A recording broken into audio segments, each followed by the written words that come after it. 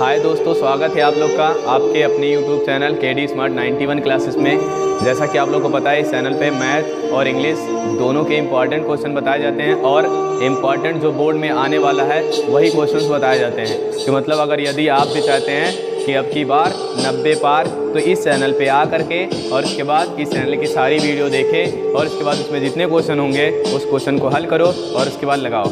और अगर video channel पे आए ही हो तो मतलब क्या करना, चैनल को सब्सक्राइब कर लेना, बगल में बेल आइकन होगा उसको भी दबा लेना, ताकि हमारे चैनल के जितने भी वीडियो हो वो आपके उसका नोटिफिकेशन आपके फ़ोन तक जा सके। तो फिर आज हम किसके लिए आए हैं यहाँ पे? आज हम लोग आए हैं क्लास 10 की जो मैथ होगी उसके लिए मैथ के फिर से 5 क्वेश्चन लेकर के आए हैं, जो कि एकदम इम्पॉर्टेंट भी होगा और इसके बाद इससे हम लोग कुछ सीख भी सकते हैं कि मतलब मैथ लगाएंगे कैसे। जो कि सब कहते हैं, जो एक चैप्टर है लास्ट का वृत्तों से संबंधित क्षेत्रफल, वो चैप्टर बहुत कठिन लगता है। तो मतलब उसको हम देखेंगे एकदम आसान भाषा में और एकदम स्टेप बाय स्टेप कैसे सीखेंगे। तो मतलब हमारे प्यारे प्यारे छात्रों, आपके लिए हम कुछ कहना चाहते हैं और उसको आप लोग ध्यान से सुने और उसके बाद फिर क्या करें, सुन करके हमको कमेंट में ये बताना कि ये बात कैसी लगी। कमेंट में क्या बताना है कि ये बात कैसी लगी।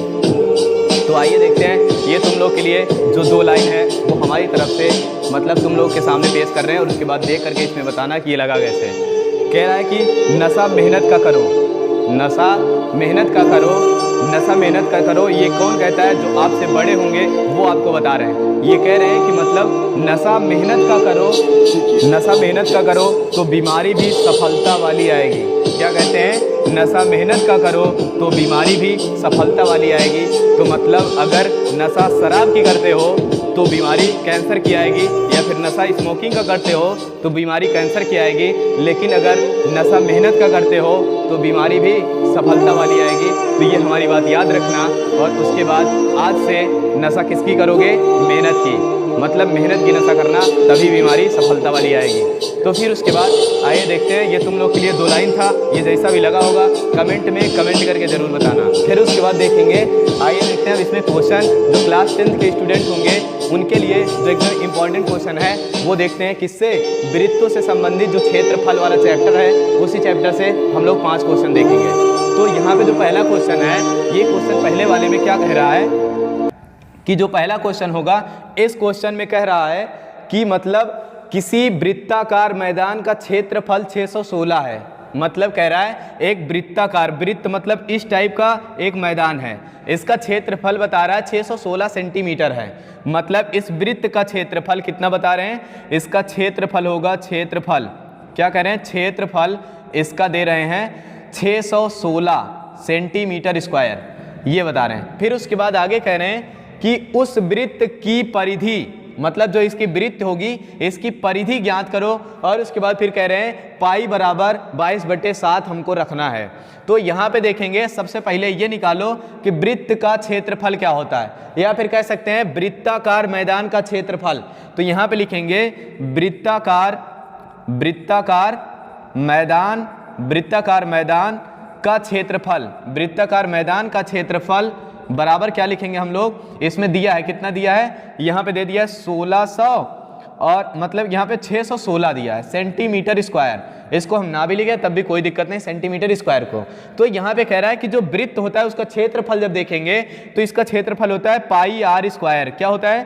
पाई आर स्क्वायर। और उसके बाद फिर ये जो इसका मान दिया है यहाँ पे लिख देंगे 616। अब उसके बाद पाई का मान रखना है। पाई को पहले कहाँ रख देंगे? उधर भेजो, या तो इनका मान रख के फिर उधर भेजो। तो यहाँ पे लिखेंगे जो आर स्क्वायर होगा और इंटू को पाई का मान 22/7 रख देंगे, फिर बराबर करेंगे। फिर यहाँ पे लिखेंगे 16, मतलब 616। क्या लिखेंगे? 616। और इनको जब ये बटे में है उधर भेजेंगे तो ये गुणे में लिखा जाता है। बराबर के जब इधर कोई चीज़ बटे में होता है, बराबर को उधर लिखेंगे तो गुणे में, और जो गुणे में होगा वो बटे में हो जाएगा। कहने का मतलब जब इतने को हम उधर भेजेंगे तो ये उल्टा हो जाएगा। जैसे 22/7 है और ये बन जाएगा 7/22। तो यहाँ पे लिखेंगे आर स्क्वायर बराबर का 616 और ये उधर जाएगा गुणे का 7/22 हो जाएगा। तो यहाँ पे अब क्या करेंगे? इनको काट दिया जाए, जो कट रहा है उसको काटेंगे तो आर स्क्वायर, और ये हो जाएगा 11 दूना 22 और 11 पचे 55 और बचा इसमें कितना? 6। फिर से 6 जब इधर देंगे तो 11 6 का 66 हो जाएगा। तो यहाँ पे आ जाएगा 56 गुणे का 7/2। और शायद आप लोग को पता हो तो ये होता है 28 दूना 56। यहाँ पे क्या लिखेंगे 28, और जब ये 28 लिख लेंगे तो यहाँ पे देखेंगे, यहाँ पे कह रहा है कि आर स्क्वायर बराबर, जो आर स्क्वायर होगा वो यहाँ पे लिख लेंगे 28 गुणे 7 लिखेंगे, तो 28 और गुणे का 7 जब इन दोनों का गुणा कराएंगे तो यहाँ पे कितना आ जाएगा, आर स्क्वायर बराबर 28 का इसमें गुणा कराएंगे तो 8 सत्ते 56 होता है, तो यहाँ पे लिख लेंगे 6 और 7 दूना 14 होता है, और 14 यहाँ पे बचा कितना था 5, तो 14 5 होता है कितना 19। अब इनका करना है स्क्वायर, तो यहाँ पे भेजेंगे, जब इसका स्क्वायर निकालेंगे इनको उधर भेजेंगे तो ये अंडर रूट में हो जाएगा और ये हो जाएगा 196, और जब 196 को हम बाहर निकालेंगे तो वो 14 निकलेगा, लेकिन देख लो कैसे निकालना है। तो यहाँ पे लिखेंगे 196 और उसके बाद इनका कर देंगे वर्ग, तो यहाँ पे जब इनका वर्ग करेंगे मतलब इनको निकालेंगे तो यहाँ पे 2 से पहले भाग करेंगे, 2 9 18 होगा, बचा कितना 8, 2 8 16 हो जाएगा। यहाँ पे फिर से 2 लगाएंगे तो फिर जब 2 से काटेंगे तो 2 चौक 8 होगा और 2 9 18 हो जाएगा। फिर उसके बाद यहाँ पे क्या करेंगे, अब की बार 7 से काटेंगे तो 7 सत्ते 49 होगा, फिर 7 से काट दिए, 7 सत्ते 49 एक बार आ गया। अब यहाँ पे इसको लिख सकते हैं, जो आर होगा हमारा इसको लिखेंगे 2 गुणे 2 गुणे 7 गुणे 7, इतना लिखने के बाद, और ये आप लोग को पता होगा कि जब कभी भी अंडर रूट में कोई भी चीज 2 बार लिखी जाती है तो उसको एक बार हम बाहर लिखते हैं, और ये चीज 2 बार है और ये भी 2 बार है, तो मतलब दोनों में से एक एक बार बाहर लिखेंगे। तो यहाँ पे जो आर का मान आएगा वो 2 गुणे 7 होगा और गुणा करा देंगे तो 14 आ जाएगा, मतलब हमको आर का मान कितना मिला 14। इसको मिटाते हैं और उसके बाद हमसे पूछ क्या रहा है, हमसे पूछ ये रहा है कि कह रहा है कि उस वृत्त की परिधि ज्ञात कीजिए। तो वृत्त की परिधि का सूत्र क्या होता है, यहाँ पे लिखेंगे वृत्त की परिधि, वृत्त की परिधि बराबर क्या होता है, वृत्त की परिधि बराबर होता है 2 पाई आर।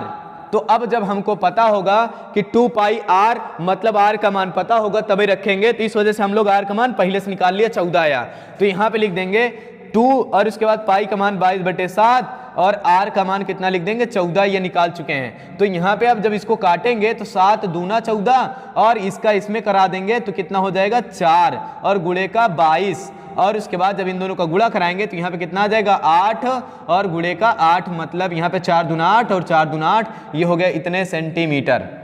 तो ये हो गया क्वेश्चन नंबर 1। इसमें पहले क्या करना है, वृत्त, उस वृत्त का परिधि पूछ रहा है तो परिधि का पहले सूत्र देखो, परिधि का सूत्र होता है 2 पाई आर, और इसमें हमको जरूरत है आर की, और इस पूरे सवाल में कहीं आर नहीं दिया है, तो हमको क्या दे दिया है क्षेत्रफल। तो जब क्षेत्रफल निकालेंगे तो उससे ये पता चलेगा कि क्षेत्रफल ये होता है और वृत्त के क्षेत्रफल का सूत्र ये होता है। तो यहाँ पे रख करके यहाँ से हम आर निकालेंगे, और वो सारी प्रक्रिया भी आप लोग देख चुके होंगे आर कैसे निकाले। फिर इसको निकाल करके इसमें रख देंगे, जो कटेगा उसको काटेंगे, जो बचेगा वो हमारा आंसर होगा।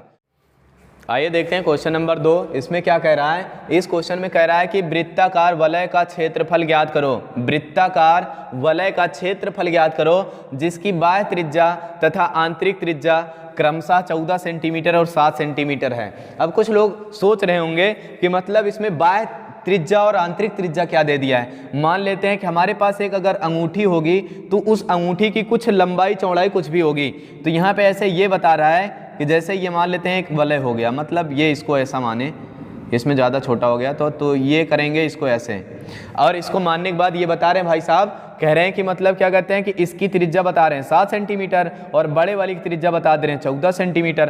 तो हमको करना क्या है कि जब अगर इसका क्षेत्रफल वलय का पूछ रहा है तो हम क्या करेंगे, बड़े वाले वृत्त में छोटे वाले वृत्त को घटा देंगे तो आ जाएगा हमारा क्या इसमें का आंसर। तो यहाँ पे कह रहा है कि जो आर होगा वो कैपिटल आर उसका मान 14 रख देंगे, और उसके बाद जो स्मॉल आर होगा उसका मान 7 रख लेंगे, क्योंकि बड़ी वृत्त की त्रिज्या बड़ा आर और छोटी वृत्त की त्रिज्या छोटा आर, ये चीज सवाल में दे दिया है। फिर उसके बाद कह रहा है कि वृत्ताकार वलय का क्षेत्रफल, जब इसको हमको ज्ञात करना होगा सीधे सीधे लिखेंगे, यहाँ पे क्या लिखेंगे, वृत्ताकार वलय का क्षेत्रफल।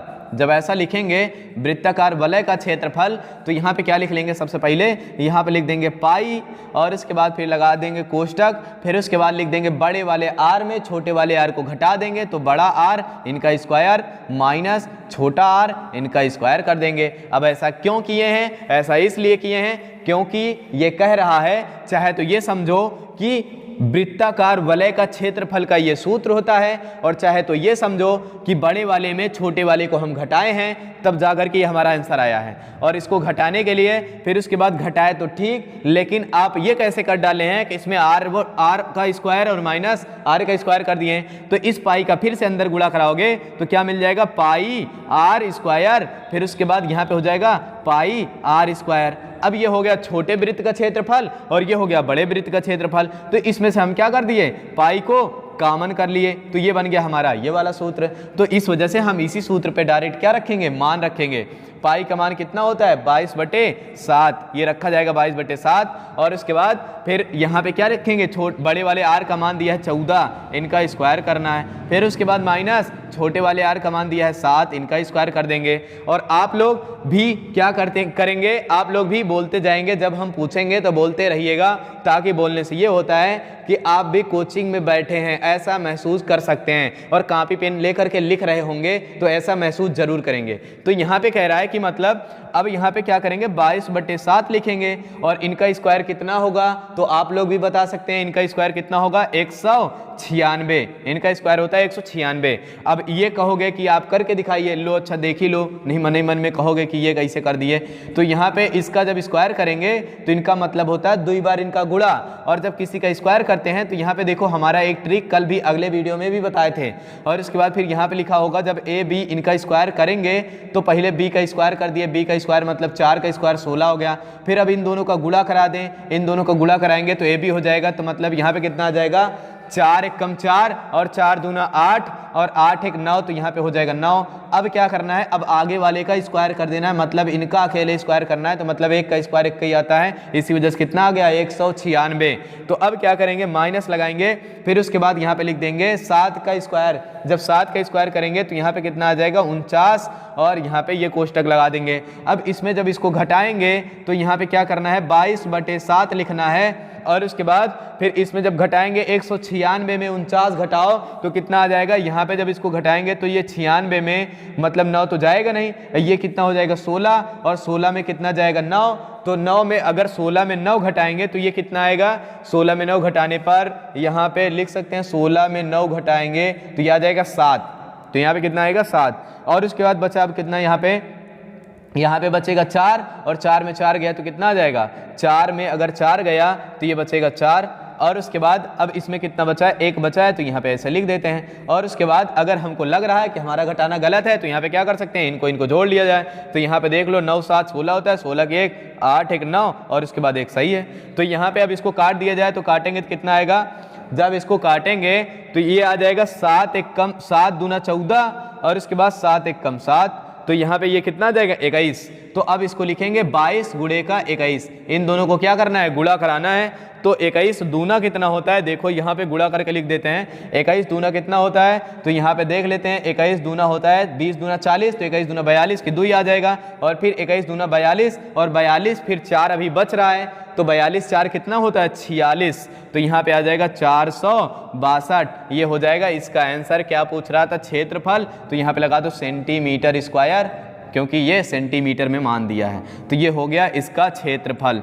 तो इसमें सबसे पहले हमको देखना होगा कि करेंगे कैसे, जब ये पूछेगा वृत्ताकार वलय का क्षेत्रफल ज्ञात करो, तो वृत्ताकार वलय का चाहे तो सूत्र याद कर लो, और चाहे तो ऐसा लिख लो कि हमको वृत्ताकार वलय हम बनाएंगे कैसे। वृत्ताकार वलय बनाने के लिए हमको क्या चाहिए, छोटा वृत्त और बड़ा वृत्त चाहिए। तो छोटे वृत्त, बड़े वृत्त में छोटे वाले वृत्त को घटा दो, चाहे तो ये समझो, और चाहे तो इसका क्षेत्रफल याद कर लो कि इस तरीके से ये सूत्र होता है। अब इसमें बड़ा वाला जो वलय होगा, उस बड़े वाले वलय की त्रिज्या बड़ा आर, और छोटे वाले वलय की त्रिज्या छोटा आर कर लेंगे, इनका मान इसमें रख देंगे और हल करेंगे। तो फिर उसके बाद 14 की स्क्वायर 96, इनको इस तरीके से 49 करेंगे, इनको घटाएंगे तो 147 आएगा, काटने पर 21 आ जाएगा, और उसके बाद 21 का 22 में गुणा करा देंगे, 462 आ जाएगा। ये हो जाएगा इसका आंसर। अब हम चलेंगे क्वेश्चन नंबर 3 की ओर। इसमें कह रहा 6 सेंटीमीटर त्रिज्या वाले एक वृत्त के एक त्रिज्य खंड का क्षेत्रफल ज्ञात कीजिए। दिख रहा है आप लोग को भी, जरूर दिख रहा होगा।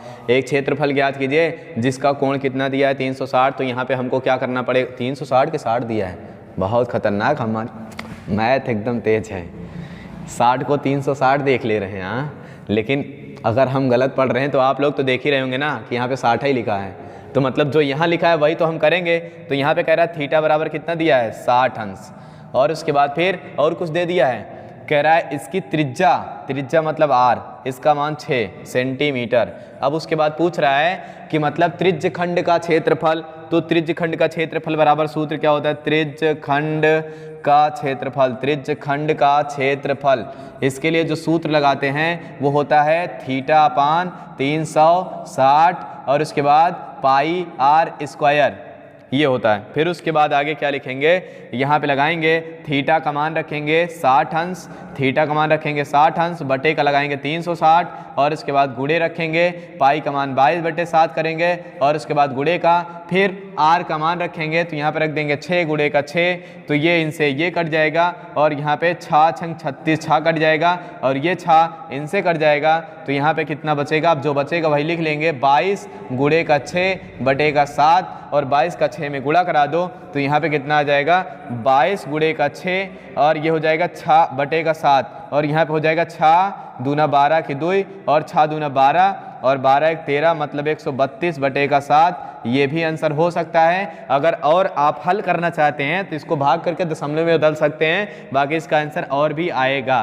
तो ये थी सवाल नंबर 3। इसमें क्या करना है, सबसे पहले जो हमको दिया है उसको लिख लो, जो हमको दिया है वो लिख लो, फिर जो पूछ रहा है उसका सूत्र क्या होगा ये देखो। तो यहाँ पे कह रहा है 6 सेंटीमीटर त्रिज्या वाले एक वृत्त, तो मतलब त्रिज्या का मान दे दिया है, मतलब r का मान दे दिया है, उसके वृत्त के त्रिज्य खंड का क्षेत्रफल, तो त्रिज्य खंड का क्षेत्रफल ये होता है, इसके लिए सूत्र लिखा गया है। और उसमें फिर कह रहा है ज्ञात कीजिए जिसका कोण 60 अंश है, तो मतलब इनका कोण लिख दिए कितना, थीटा बराबर 60 अंश, r का मान लिख लिए 6 सेंटीमीटर। इनका मान सब कहाँ पे रखेंगे, इसी सूत्र में रख करके उसके बाद हल कर लेंगे। अब इसके आगे तो आप देखे ही होंगे कि कैसे हल किया जाएगा। तो आइए देखते हैं ये क्वेश्चन नंबर 4 इसमें क्या कह रहा है। क्वेश्चन नंबर में 4 कह रहा है इस क्वेश्चन में कि 21 सेंटीमीटर त्रिज्या वाले एक वृत्त से एक त्रिज्य खंड काटा गया है। मतलब एक वृत्त है, इस वृत्त से एक त्रिज्य खंड काटा गया है। फिर उसके बाद कह रहा है त्रिज्य खंड का कोण, मतलब जो त्रिज्य खंड काटा गया है उसका कोण बता रहे हैं कि 150 अंश होगा, 150 अंश होगा। तो फिर कह रहे हैं कि इसके चाप की लंबाई और उसका क्षेत्रफल ज्ञात कीजिए। मतलब यहाँ पे दोनों हमको सूत्र चाहिए, तो यहाँ पे लिखेंगे वृत्त के या फिर त्रिज्य खंड की चाप की लंबाई, तो यहाँ पे सूत्र लगाएंगे त्रिज्य खंड के चाप की लंबाई, त्रिज्य खंड के चाप की लंबाई, इसकी लंबाई लिखेंगे तो यहाँ पे कितना आएगा, इसकी लंबाई θ/360 और इसके बाद फिर लिखेंगे 2 पाई r, ये होता है।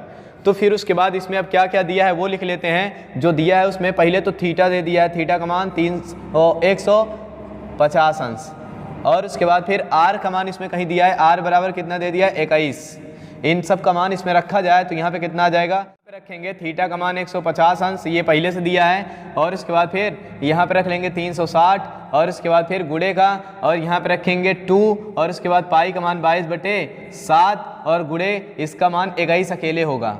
अब उसके बाद यहाँ पे क्या लिखेंगे, फिर इसको इससे काट देंगे तो यहाँ पे हो जाएगा 3 से इसको काटते हैं, 3 बजे 15, 3 एक कम 3, 3 दूना 6 और उसके बाद फिर यहाँ पे 7 त्रिक 21 और इसके बाद फिर यहाँ पे लिखेंगे 5 बटे का 12 और गुणे का 2 और गुणे का 22 और गुणे का 3, बस इतना बचा है, 3 चौका 12 और 2 दूना 4, तो फिर उसके बाद 2 11 में 22, तो फिर उसके बाद यहाँ पे बचेगा आंसर कितना, 5 गुणे का 11, आंसर कितना आएगा 55। ये हो गया इसका आंसर। अभी हम लोग क्या निकाल रहे थे, त्रिज्य खंड के चाप की लंबाई, तो इसके लिए जो सूत्र होगा θ/360 2 पाई r। तो फिर उसके बाद यहाँ पे इसके स्थान पे हम थीटा के स्थान पे 150 लिखेंगे, 360 वही लिखा रहेगा और 2 के स्थान पे 2 रहेगा और पाई के स्थान पे 22/7 और r का मान यहाँ पे 21 रखेंगे।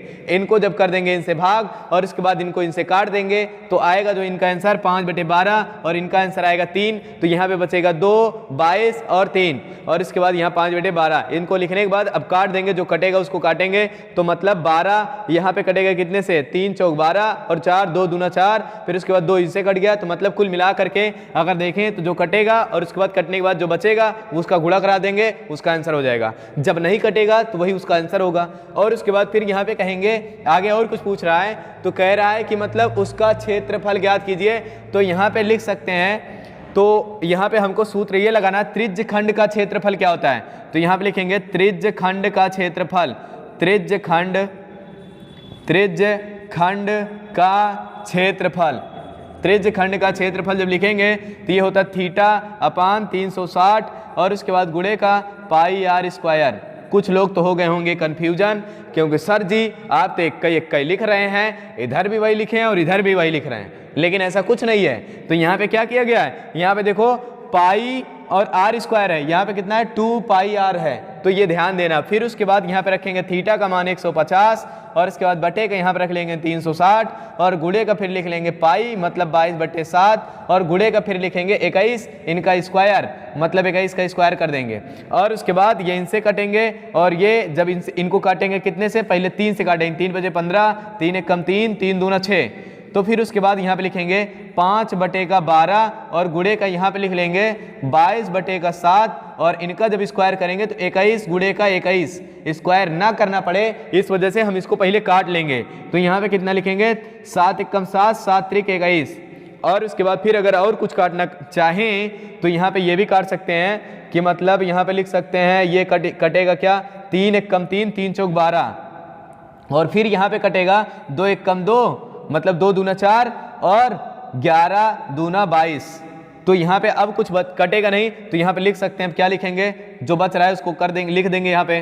तो यहाँ पे 5 और गुणे का 11 और गुणे का 21 बटेगा 2 और ये हो जाएगा 11 × 5 = 55, तो यहाँ पे 55 गुणे का 21 और बटेगा 2। और जब इसको लिखेंगे तो यहाँ पे कितना आएगा, इसको काटने के बाद या फिर हल करने के बाद, तो इनका जब गुणा कराएंगे तो यहाँ पे आ जाएगा 21 पंजे कितना होता है, 21 पंजे होगा 5 का 5, 5 दूना 10 मतलब 105। यहाँ पे 5 आ जाएगा, बचेगा 10, 21 पंजे 105, 105 10 कितना होता है 115 मतलब यहाँ पे आ जाएगा 11 55 और बटेगा 2। ये इनसे भाग करेंगे तो हो सकता है कटे और नहीं कटेगा दशमलव में जाएगा, या तो फिर यही इसका आंसर आएगा। फिर उसके बाद अब देखो इसमें 2 चीज पूछा था, सवाल में 2 चीज पूछा था। पहला ये त्रिज्य मतलब त्रिज्य खंड के चाप की लंबाई, तो इसका सूत्र अलग होता है, तो यहाँ पे ये रखेंगे। और इसके बाद फिर पूछ रहा है, कह रहा है त्रिज्य खंड का क्षेत्रफल ज्ञात कीजिए। तो इसमें क्या करेंगे, सूत्र लगाएंगे थीटा अपान 360 और इसके बाद फिर कर देंगे पाई आर स्क्वायर। अब थीटा का मान रख दिए, कितना रखेंगे 150 बटे का 300 और इसके बाद पाई का मान रखेंगे 22/7 और आर का स्क्वायर कर देंगे। तो फिर उसके बाद यहाँ पे क्या करेंगे, इसको काटेंगे पहले 3 से, 3 × 15 और ये 12 × 36 डायरेक्ट काट देंगे। तो फिर उसके बाद आगे ये जो बचा 5/12 और इनको काट देंगे। अभी तो काटेंगे नहीं, इनका पहले मान रखे, तो इनका जब मान रखेंगे, इनका जब स्क्वायर करेंगे तो मतलब इसका 2 बार रखना है।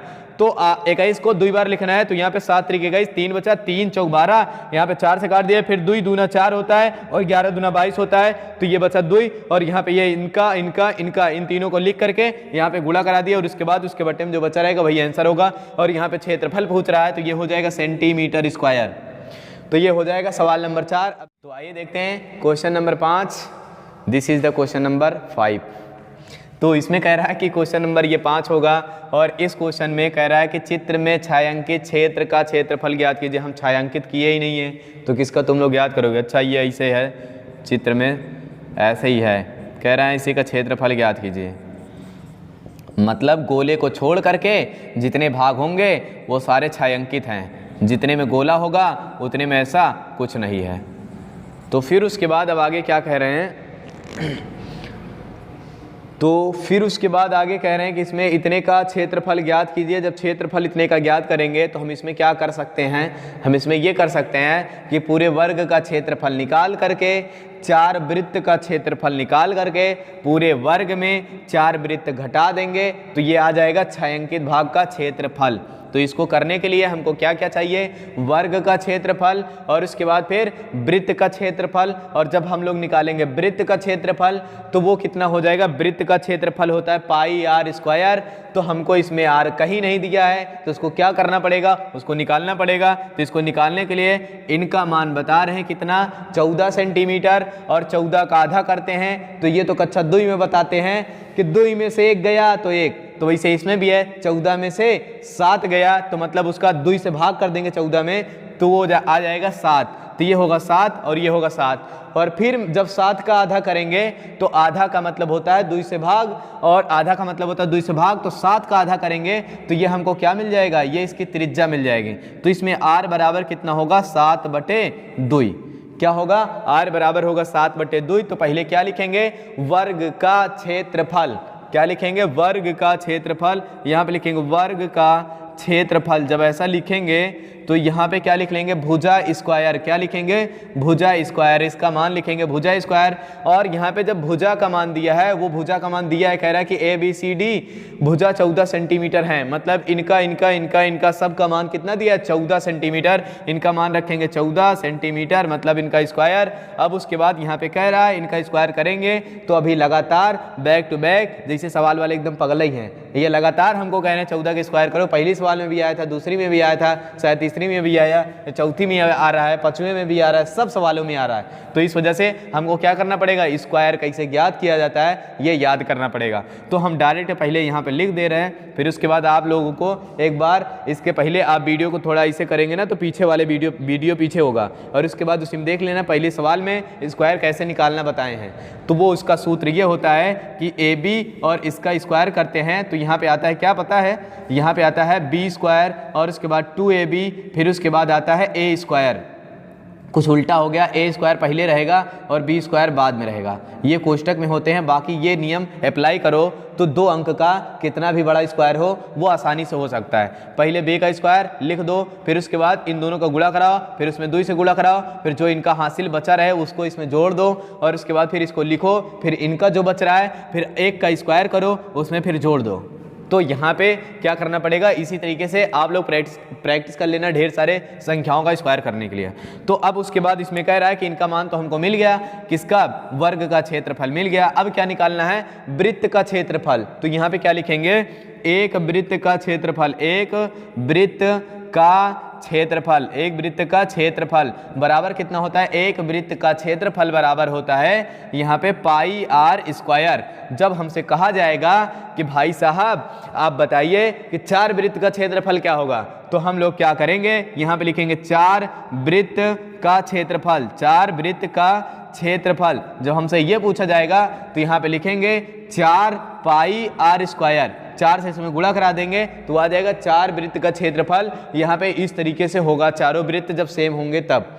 तो फिर उसके बाद मतलब उनकी त्रिज्याएं एक जैसे हो, तो फिर उसके बाद यहाँ पे कह रहा है अब इसका मान रखेंगे 4 गुणे का पाई का मान 22/7, और उसके बाद आर का मान अभी हम लोग निकाले थे 7/2, यहाँ पे रखेंगे 7/2, इनका होल स्क्वायर कर देंगे तो यहाँ पे रखेंगे 4 गुणे 22/7, और उसके बाद गुणे का 7/2 और गुणे का 7/2, और हो जाएगा ये 2 दूना 4, ये 4 कट जाएगा और ये हो जाएगा 7 एकम 7। अब इनका इसमें गुणा करा देंगे तो 7 दूना 14 के 4 हो जाएगा, और 7 दूना 14 1 15। इनका आंसर कितना आ जाएगा, 154। ये किसका मान आया था, ये 4 वृत्त का क्षेत्रफल आया था जिसकी त्रिज्या 7/2 दिया था। अब उसके बाद यहाँ पे क्या करेंगे, अब लिखेंगे हमसे क्या पूछ रहा है कि छायांकित भाग का क्षेत्रफल ज्ञात कीजिए। तो यहाँ पे लिखेंगे क्या, छायांकित, यहाँ पे लिखेंगे छायांकित, और उसके बाद फिर क्षेत्र का, छायांकित क्षेत्र का क्षेत्रफल, क्षेत्र का क्षेत्रफल।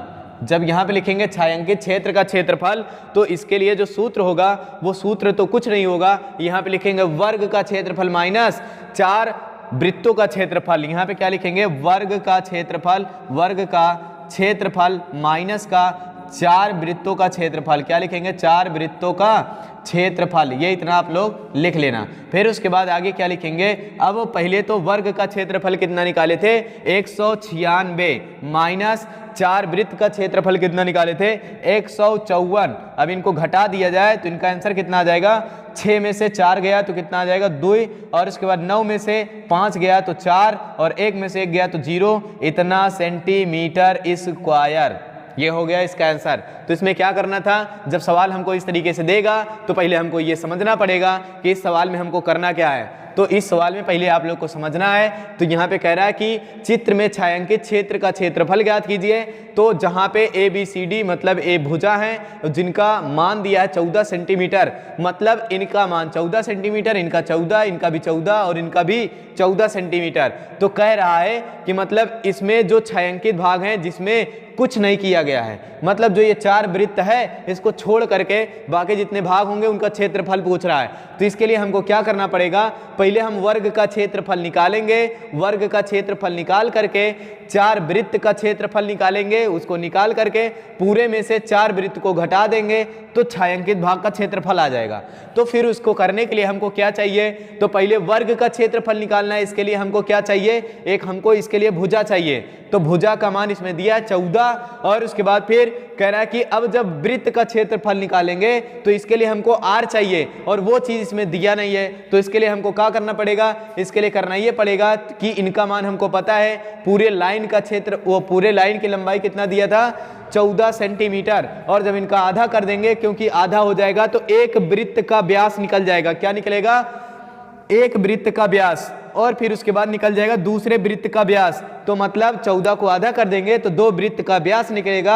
और जब इसका r निकालेंगे तो ये हम लोग को पता है कि r बराबर क्या होता है d/2। इसी वजह से हम 7/2 कर दिए हैं, d का मान 7/2 कर दिए तो वो r का मान मिल गया, मतलब त्रिज्या का मान मिल गया। और जब त्रिज्या मिल गया तो यहाँ पे रख के भुजा का स्क्वायर कर दिए और इसके बाद वृत्त का क्षेत्रफल निकाल लिए। मतलब यहाँ पे क्या होगा, इसका क्षेत्रफल निकाले तो पाई r², r का मान यहाँ पे रख दिए और r का मान कितना निकाले थे 7/2 और पाई का मान कितना निकाले थे 22/7 और यहाँ पे गुणे में क्या लिखे थे 4, क्योंकि 4 वृत्त का निकाल रहे हैं इसी वजह से यहाँ पे 4 किए थे। अब उसके बाद इन सब का कैलकुलेशन कर दिए, जो आया 154 आ गया। अब ये आया था वर्ग और ये आया 4 वृत्त का क्षेत्रफल, तो वर्ग में वृत्त का क्षेत्रफल घटा दिए तो वो हमको कितना मिल गया 42 सेंटीमीटर। मतलब इनके छायांकित भाग का क्षेत्रफल कितना होगा, केवल 42 सेंटीमीटर। तो फिर उसके बाद और ये क्वेश्चन समाप्त हुआ। ये था हमारे आज का आखिरी क्वेश्चन और इसके बाद फिर मिलेंगे अब अगले वीडियो में। और अगर वीडियो अच्छी लगी होगी तो मतलब क्या कहते हैं, वीडियो को लाइक कर देना और चैनल को सब्सक्राइब कर लेना और इसके बाद बगल में बेल आइकन होगा उसको भी दबा लेना और इसके बाद वीडियो शेयर भी कर देना अगर अच्छी लगी होगी तो। और उसके बाद अगर इसी तरीके से वीडियो आपको लेना है तो चैनल को क्या करना पड़ेगा, सब्सक्राइब जरूर करना है।